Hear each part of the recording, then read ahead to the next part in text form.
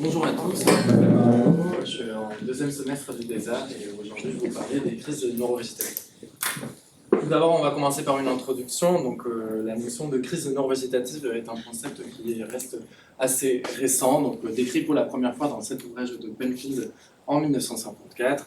Et donc c'est un syndrome qu'on a étudié un petit peu dans la littérature depuis, avec donc plusieurs appellations qui ont été utilisées, certaines descriptives, certaines qui présumaient de l'origine épileptique de ces crises, et puis certaines qui présumaient donc de la responsabilité de certaines régions cérébrales dans le déclenchement de ces crises. Donc, ce n'est qu'en 2014 qu'il y a eu un consensus réunissant donc, les experts les plus actifs sur le sujet. Les plus actifs sur le sujet, avec une représentation donc, de plusieurs spécialités, aussi bien adultes que pédiatriques, qui ont donc statué sur une appellation commune pour ce syndrome qui était donc l'hyperactivité sympathique paroxystique. C'est donc le nom officiel de ce que nous on appelle crise neurovégétative.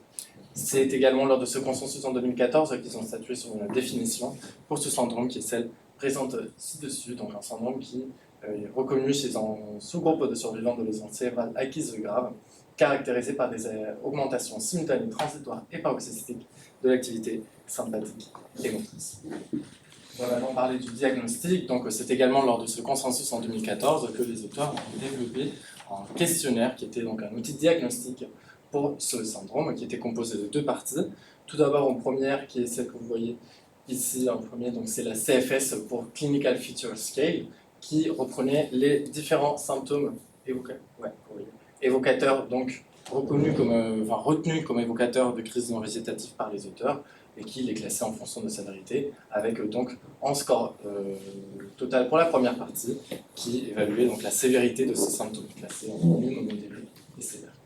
Ensuite, il y avait une deuxième partie qui s'appelait la DLT pour Diagnosis Laboratory, qui reprenait donc certaines caractéristiques de ces symptômes qui étaient retenues comme évocatrices de crise neurovégétative. Et puis au total, on obtenait donc un score qui représentait donc la probabilité de diagnostic de crise neurovégétative. Il y a très peu d'études qui analysent donc les caractéristiques de ces crises, mais ici je vous présente le résultat de celle-ci publiée en 2012, qui reprenait donc 179 patients admis en réanimation pour un traumatisme crânien grave, dont 18 présentaient des crises neurovégétatives, et donc on retrouvait que chez ces 18 patients, en moyenne, les crises apparaissaient dans un délai de environ 6 jours, avec en moyenne une durée par épisode d'une trentaine de minutes. Puis des patients qui présentaient en moyenne par jour de 5 à 6 crises. Également dans cette étude, on retrouvait que chez ces 18 patients, la totalité présentait toujours des symptômes à la sortie de leur hospitalisation en réanimation, et lorsqu'on est suivi à un an, il n'y avait que 20% qui présentaient donc encore ces symptômes. C'est également lors de cette étude qu'on a introduit une notion qui est très importante et qu'on reprendra plus tard, et c'est que 80% de ces crises neurovégétatives sont en fait provoquées par un stimulus externe, un stimulus qui peut être aussi bien donc du mouvement par un mécanisme allodinique comme de la douleur, une infection, une constipation, une détention d'urine, etc. On va maintenant parler un peu d'épidémiologie. Donc, ici, je vous présente les résultats d'une étude publiée en 2010 qui reprenait donc, presque 350 case reports de crise neurovégétative et qui retrouvait que 80% de ceux-là survenaient après un traumatisme crânien, 10% après une anoxie cérébrale, 5% après des AVC et 5% après d'autres causes variées telles que l'hydrocéphalie, l'hypoglycémie, des tumeurs ou alors des infections. Ici, je vous présente donc les résultats de la méta-analyse la plus puissante qu'on ait actuellement, qui a été publiée en 2022 et qui retrouvait donc une incidence de ces crises neurovégétatives chez les patients cérébrolésés de 27,4%. Il faut savoir que l'incidence rapportée de ce syndrome est très variable en fonction des études, avec des incidences rapportées de 9 jusqu'à 90%. Ils étudient également les facteurs de risque donc, qui seraient associés à ces crises, et ils retrouvaient donc l'âge jeune des patients, la lésion cérébrale survenant dans un contexte d'accident de la voie publique, un score de Glasgow initial par l'hydrocéphalie, les lésions axonales diffuses et la trachéotomie. Donc pour la trachéotomie, il n'y avait pas d'étude du lien de temporalité entre trachéotomie et crise non végétative, donc il paraît compliqué de statuer sur le fait que ce serait un facteur de risque et pas plutôt une conséquence. Quoi qu'il arrive, il y avait bien une association entre trachéotomie et crise non végétative. Ils n'ont pas retrouvé, donc, encore une fois, hein, l'étude la plus puissante qui reprenait vraiment toutes les données qu'on avait sur le sujet jusque-là. Ils n'ont pas retrouvé comme facteur de risque donc, le sexe du patient, la lésion cérébrale dans un contexte de chute, des antécédents d'hypertension artérielle, d'AVC, la notion de neurochirurgie et la ventilation mécanique. On va maintenant parler brièvement des diagnostics différentiels. Donc, finalement, le diagnostic de crise non végétative reste avant tout un diagnostic d'élimination. Donc, il faut bien penser à tout ce qui serait les diagnostics différentiels. Et si je vous présente ceux qui me paraissaient intéressants de rappeler et auxquels il faut bien penser avant de conclure à des crises non végétatives avec des sévrages, notamment par exemple les benzodiazépines qui peuvent être utilisées fréquemment en tant que sédatifs. Un syndrome malin des neuroleptiques qui pourrait expliquer aussi de l'hyperthermie et des spasmes observés lors des crises, le sepsis et le CIRS, et des fractures non diagnostiquées et ostéomes. Donc finalement, il serait potentiellement intéressant lorsqu'il y a des crises d'hypertension et de tachycardie chez des patients qui sont toujours déclenchés par un même stimulus, qui serait par exemple la palpation d'une certaine zone ou alors la mobilisation de celle-ci. Il pourrait être intéressant de réaliser des radiographies pour s'assurer qu'on n'est pas passé à côté d'une fracture, par exemple l'orbiculien lésionnel initial. En ce qui concerne le pronostic, ici je vous présente un tableau en reprenant les résultats de toutes les études qui ont été publiées jusqu'à aujourd'hui. Voilà. Et donc on voit que les crises neurovégétatives pourraient potentiellement allonger donc, la durée de ventilation mécanique également, et également la durée d'hospitalisation en réanimation en salle qu'en soins de suite et réadaptation. On voit également donc, cette notion d'association entre trachéotomie et crise neurovégétative dont on a déjà parlé tout à l'heure. On voit que les crises pourraient également être associées à une augmentation du taux d'infection chez les patients souffrants, ce qui pourrait être très bien lié aussi avec l'allongement de la durée d'hospitalisation. En ce qui concerne le pronostic neurologique des patients, les résultats dans la littérature sont plus discordants, avec finalement, il reste difficile de statuer sur un potentiel pronostic neurologique défavorable chez ces patients. Et pour la mortalité, finalement, il n'y a que 2 études qui ont étudié donc, la question, qui sont toutes les 2 reprises donc, dans cette méta-analyse publiée en 2022, qui finalement suggère qu'il n'y aurait pas d'augmentation de la mortalité des patients souffrant de ces crises.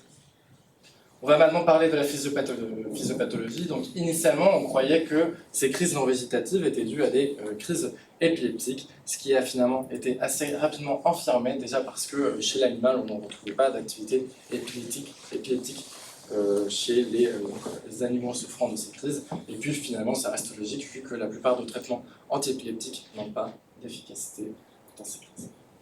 Ensuite, il y a une théorie qui expliquait les crises comme étant la conséquence d'une déconnexion entre les centres d'inhibition du tonus sympathique et les centres d'activation du tonus sympathique au niveau cérébral. Donc, centre d'inhibition du tonus sympathique qui viendrait être tout ce qui est le cortex angulaire et l'insulaire, et les centres activateurs du tonus sympathique qui serait plutôt tout ce qui est thalamus, diencéphale et tronc cérébral. Donc cette théorie permettait d'expliquer la plupart des symptômes de crise non végétative, mais ça n'expliquait pas tout, comme par exemple l'allodymie fréquente qu'on retrouve lors du déclenchement de ces crises.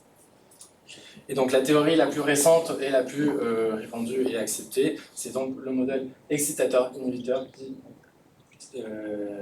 croit que lorsqu'on a un stimulus,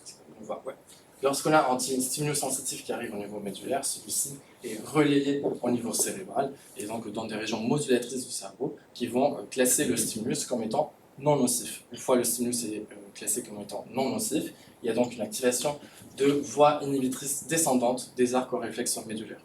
Donc, les arcs réflexes médulaires sont donc des afférences sympathiques et motrices qui, en réponse à un stimulus sensitif et en absence d'inhibition par les voies inhibitrices descendantes, donc il y a cette activation sympathique et motrice. Donc cette théorie expliquerait donc la survenue de crises non végétatives par une lésion de ces voies inhibitrices descendantes des arcs réflexes médulaires en réponse à des stimulus sensitifs internes ou externes qui auraient donc en déclenchement d'efférences sympathiques et motrices expliquant les symptômes. Dans ce modèle, Ils expliquent donc le caractère paroxystique de ces crises par donc, tout d'abord ce stimulus qui déclenche une réflexion médulaire, et puis la résolution de ces crises par le rétablissement temporaire donc, de la fonction de ces voies inhibitrices descendantes.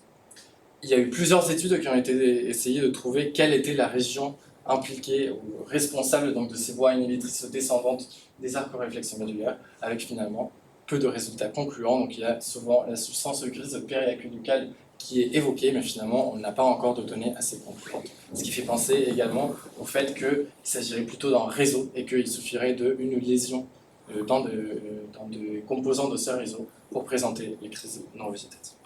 Et qu'en fonction de quelle est la région lésée, on pourrait expliquer le fait que les crises soient plus sévères ou plus prolongées en fonction de la capacité de récupération de ces régions pour mettre fin au paroxysme. Ici, je vous présente les résultats d'une étude publiée en 2017 qui montrait que chez les patients présentant des crises neurovégétatives, donc ici représentées en rouge, on avait une augmentation du taux plasmatique de catécholamine pendant le paroxysme, ce qui est en faveur sympathique à ces symptômes. On va maintenant parler un peu du traitement dans ce syndrome. Donc, il y a 3 objectifs principaux dans la prise en charge des crises neurovégétatives. Tout d'abord, il faut prévenir la survenue des crises, aussi bien par un traitement pharmacologique comme par l'identification d'éventuels facteurs déclenchants et l'éviction de ceux-ci si jamais c'est possible. Puis ensuite le traitement symptomatique une fois une crise s'installe, et puis finalement la prévention des complications. Parce qu'en effet, les patients qui présentent donc des crises neurovégétatives présentent une instabilité hémodynamique et une hyperthermie, potentiellement à l'origine de lésions cérébrales secondaires. Donc c'est quand même important de prévenir cela. Et puis également, les patients présentant des crises neurovégétatives présentent souvent une perte de poids assez importante due à un hypercatabolisme. Et donc la prise en charge nutritionnelle de ceci est essentielle. Voilà, donc on va parler du traitement pharmacologique maintenant. Donc tout d'abord des opioïdes avec un intérêt théorique qui consisterait donc à la prévention des crises par une modulation des voies de la neurotransmission centrale et également un traitement symptomatique des crises. Finalement, il n'y a uniquement que des case reports étudiant la question qui étudient donc soit l'utilisation de morphine en prévention de la survenue de crise à la santé électrique ou alors en traitement curatif des crises par une administration par des bolis en intraveineux direct. Et puis finalement, il y a quelques case reports, vraiment quelques-uns, qui étudient donc le rôle du fentanyl en patch dans la prévention. En ce qui concerne les alpha-2 agonistes, qui auraient donc comme intérêt théorique donc l'inhibition de la sécrétion présynaptique des catécholamines, là on va parler du Dexdor et de la clonidine. En ce qui concerne le Dexdor, il y a 2 grandes études qui ont été publiées sur le sujet. Donc tout d'abord, on a cette étude rétrospective ici qui comparait donc la sédation de patients par du Dexdor et qui comparait donc à la sédation des patients par du propofol et du midazolam et qui retrouvait donc dans son critère de jugement principal une réduction du score PSH-AM, qui est le score, donc l'outil diagnostique développé en 2014 dont je vous ai parlé tout à l'heure, donc une réduction de ce score dans le groupe Dexdor. Néanmoins, les résultats de cette étude sont quand même à interpréter avec prudence, déjà par le caractère rétrospectif et monocentrique de l'étude, également par le fait qu'ils incluaient uniquement des patients en post-chirurgie pour un traumatisme crânien, donc potentiellement des résultats qui ne sont pas extrapolables au reste du patient. Et puis finalement parce que les drogues étaient évaluées à des moments différents, avec les patients du groupe au contrôle évalués entre 2014 et 2015, les patients du groupe Dexdor entre 2015 et 2016. Donc, une deuxième étude publiée sur le Dexdor, il s'agit donc d'une revue systématique en prenant les résultats de 4 cohortes et de 8 case reports qui étudiaient donc l'utilisation de Dexdor chez les patients présentant des crises non végétatives. Et puis on retrouvait qu'il y avait une réduction de la fréquence et de l'intensité des crises chez 92% des patients. Néanmoins, encore une fois, les résultats de cette étude sont interprétés avec beaucoup de prudence, donc déjà par le caractère rétrospectif de l'étude, également parce que les patients traités par Dexdor étaient très souvent aussi traités par d'autres traitements tels que des bêta-bloquants avec donc, les facteurs conformants que cela engendre, et puis finalement parce qu'il n'y a pas de données dans l'étude publiée sur comment est-ce qu'ils ont statué sur déjà la présence de crises et sur comment, qu'est-ce qui leur fait dire qu'il y a une réduction de la fréquence et de l'intensité des crises. Finalement, ils publient juste ce pourcentage et puis c'est tout des données qu'on a. Donc prudence avec l'interprétation de cette étude. On va maintenant parler brièvement dans la clonidine. Donc finalement, une seule étude publiée sur le sujet. Donc c'est une cohorte rétrospective publiée en 2023 qui comparait donc la clonidine à un contrôle et qui retrouvait donc pour le critère de jugement principal une variation entre score de Glasgow à l'admission et à la sortie de réanimation plus importante dans le groupe clonidine, ce qui suggère donc une progression neurologique plus importante dans le groupe traité par clonidine. Encore une fois, des résultats interprétés avec beaucoup de prudence, déjà le caractère rétrospectif et le centre de l'étude, encore une fois, mais également parce que les patients qui étaient inclus, donc c'était des patients après un traumatisme crânien grave, qui étaient, soi-disant, suspects de présenter des crises neurovégétatives, sans préciser ce que les auteurs entendaient par suspicion de crise neurovégétative, alors qu'en 2023, on avait quand même déjà le bel outil diagnostique que je vous ai présenté tout à l'heure.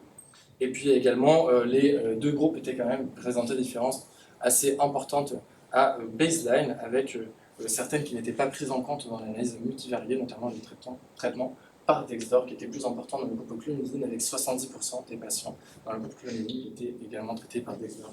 Donc en fait,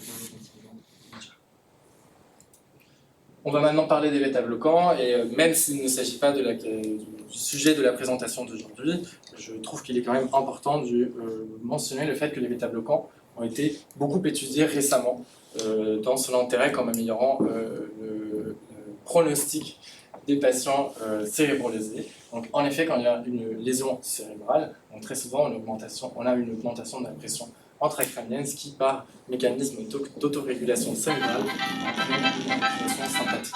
Activation sympathique, augmentation du taux de catécholamine endogène, avec plusieurs études publiées jusqu'à aujourd'hui qui suggèrent que le taux de catécholamine initial chez un patient après traumatisme crânien serait prédictif de sa durée d'hospitalisation, de la durée de ventilation mécanique, du pronostic neurologique et de la mortalité. Il y a également une étude revue publiée très récemment en 2024 qui essayait de comprendre donc, avec des études précliniques chez l'animal par quel mécanisme ces bêta-bloquants pourraient avoir donc, ce bénéfice chez les patients cérébrolésés. Et donc cette étude suggère que les bêta-bloquants réduiraient le métabolisme cérébral, améliorant ainsi la perfusion cérébrale. Et puis des bêta-bloquants qui pourraient potentiellement également diminuer l'apoptose cellulaire, diminuer les lésions neuronales, diminuer l'accumulation de protéines et diminuer la mobilisation leucocytaire. Donc, encore une fois, ce n'est pas le sujet de la présentation d'aujourd'hui, mais je vais quand même vous présenter cette étude et vous allez voir pourquoi à la fin. Donc, c'est le premier essai randomisé qui étudiait donc, cette question de bêta-bloquants pour améliorer la survie des patients cérébrolésés, donc qui comparait l'utilisation de propranolol et de clonidine en double placebo et qui retrouvait finalement pas de différence significative donc pour le critère de jugement principal qui était les lésions sans ventilation mécanique à J28, mais également pas de différence pour des critères de jugement secondaires comme la durée de réanimation, la durée d'hospitalisation et également la mortalité. Mais par contre, on retrouvait que chez les patients dans le groupe de traitement traité donc par clonidine et par propranolol, on aurait donc un score de CSF qui était donc la première partie du questionnaire que je vous ai présenté tout à l'heure, élaboré en 2014, donc, qui étudiait la sévérité des symptômes de crise végétative, qui était donc moins important dans le groupe de traitement, ce qui pourrait potentiellement suggérer que les patients traités par propranolol et par clonidine auraient donc des symptômes de crise végétative moins sévères. Encore une fois, interprété avec prudence, il s'agit d'un critère de jugement secondaire.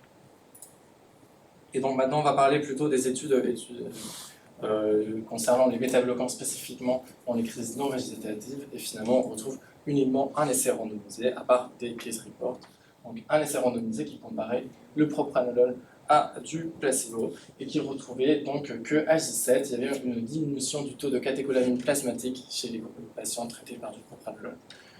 Mais finalement des résultats interprétés avec encore plus de prudence, déjà parce que le critère de jugement principal reste quand même pas pertinent. C'est pas parce qu'on a un taux de catécholamine plus bas à J7 qu'on a plus ou moins de crise non végétative. Et puis finalement parce qu'il s'agissait d'un critère de jugement principal triple, sans correction du valeur risque alpha. Voilà. Et puis finalement les patients qui étaient inclus dans cette étude n'étaient pas vraiment représentatifs de la population générale. On n'incluait que les patients qui étaient pas graves. Donc les traumatismes crâniens avec un score de Glasgow plutôt favorable, qui ne présentait pas d'autres traumatismes en dehors du traumatisme crânien, etc. Dans les critères de jugement secondaire de cette étude, on retrouvait également que le score de Glasgow à J7 était plus favorable dans le groupe propranolol, et on retrouvait également donc une corrélation négative entre le taux de catécholamine à J7 et le score de Glasgow à J7, ce qui suggérait que plus le taux de catécholamine à J7 était important, plus le score de Glasgow chez ce patient était bas. Voilà, donc propranolol, concernant les bêta-glucans, et on parle surtout de propranolol parce que finalement c'est le bêta-glucan le plus lipophile, ce qui donc, nous permet au mieux de traverser la barrière hémato-encéphalique, c'est pour ça qu'on parle toujours de propranolol. Eh bien, on a parlé donc de deux essais randomisés qui étudient son administration en intraveineux, mais il existe également de nombreux case reports qui étudient son administration veineuse. On va maintenant brièvement parler de la gabapentin, qui aurait donc comme intérêt théorique une action sur la composante allodinique du syndrome par action au niveau des canaux calciques voltage dépendants, qui sont situés en présynaptique aussi bien au niveau central qu'au niveau cérébral qu'au niveau médulaire. Et puis finalement, on dispose, à part de nombreux case reports, que d'un essai randomisé comparant donc l'utilisation de gabapentin à du placebo, et qui retrouvait que dans le groupe de gabapentin, on avait donc un meilleur score de Glasgow à la sortie, des meilleurs GOS HG30 et HG90 et une réduction de la mortalité. Puis dans les critères de jugement secondaire, on retrouve dans cette étude que les patients traités par gabapentin présentaient moins de crises en réanimation et qu'ils avaient besoin de moins de polices de sédation au cours de leur séjour, ce qui, d'après les auteurs, était interprété comme suggérant qu'ils présentaient moins de crises non végétatives.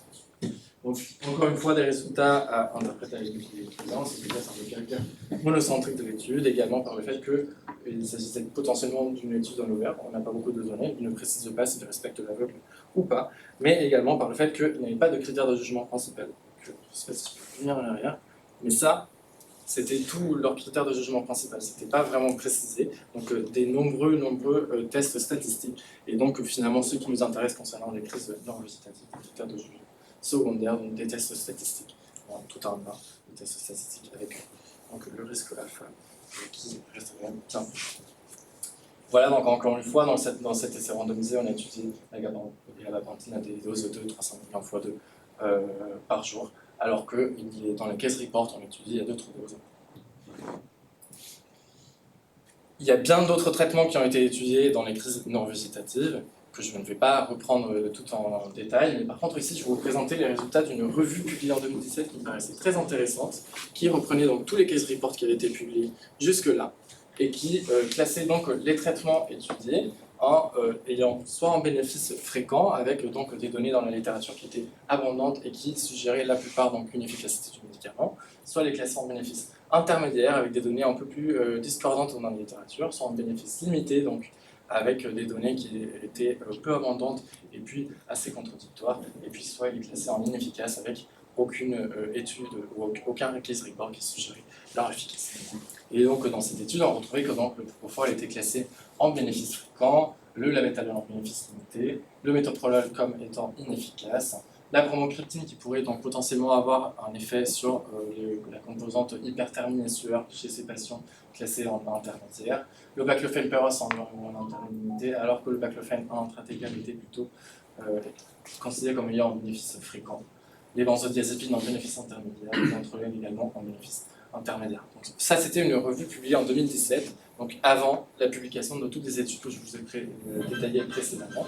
Mais par contre, donc, en reprenant uniquement les case reports publiés sur le médicament que je vous ai déjà détaillé et retrouvé que la morphine en intraveineux direct, le fentanyl, le propranolol et la gabapentin étaient considérés comme en ayant en effet un bénéfice fréquent dans les case reports. Et puis la clonidine et le dexdor étaient classés comme en ayant un bénéfice intermédiaire. Encore une fois, donc, c'était des case reports publiés avant les études que je vous ai détaillées, qui étaient quand même d'un niveau de preuve plus élevé que l'union des case.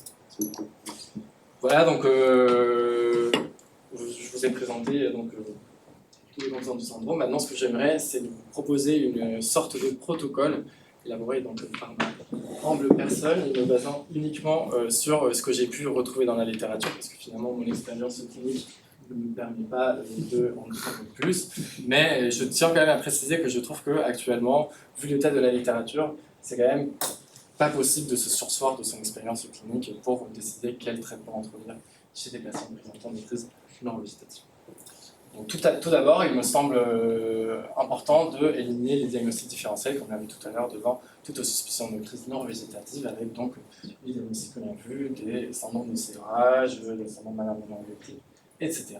Donc, ensuite, on peut confirmer le diagnostic et classer la sévérité du symptôme par ce magnifique questionnaire que je vous ai déjà présenté. Ensuite, il faut mettre en place des mesures non pharmacologiques, très importantes également, donc tout ce qui peut être kinésithérapie pour les traitements, la prise en charge des troubles posturaux éventuellement associés, la prise en charge nutritionnelle vraiment essentielle, et puis évidemment l'éviction des facteurs déclenchants ou le traitement des épines irritatives quand ceux-ci peuvent être identifiés et évités. Et puis, en ce qui concerne le traitement pharmacologique, donc deux axes de traitement. Tout d'abord, le traitement préventif, et puis le traitement curatif une fois crise de survenue.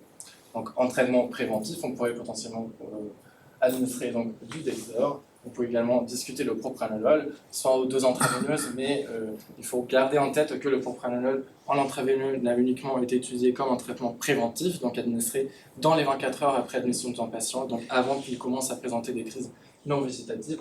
Et je trouve personnellement qu'on n'a pas encore assez de données pour donner des traitements préventifs à tout patient en prévention de la survenue de crise. Je trouve que c'est prendre un risque sur des traitements dont on ne connaît pas encore assez bien l'effet, pour que finalement ils ne présentent pas ce syndrome.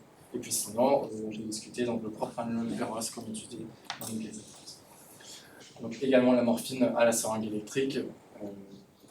Et si jamais la composante allodinique est très importante, on peut aussi discuter la gabapentin. Et si jamais c'est la composante sueur-fièvre qui est prédominante, on peut discuter de la bronchite. En ce qui concerne le traitement une fois la crise installée, si jamais le patient est intubé au risque vital ou il y a un risque vital lié à la crise, ça me fait penser au patient qui est maintenant à Pampero 3, qui présentait des crises où il faisait des spasmes tellement forts qu'il mordait la sonde et qu'il désaturait. Et moi, dans cette situation-là, j'aurais plutôt tendance à faire un bolus de propofol, des actions de 30 secondes. Voilà. Alors que sinon, on peut également discuter le bolus de morphine, mais délai d'action plutôt 5 minutes. Donc, à évaluer en fonction de la situation. Et puis sinon, dans le reste des cas, j'aurais plutôt tendance à proposer des bolus de morphine. Voilà, merci de votre attention.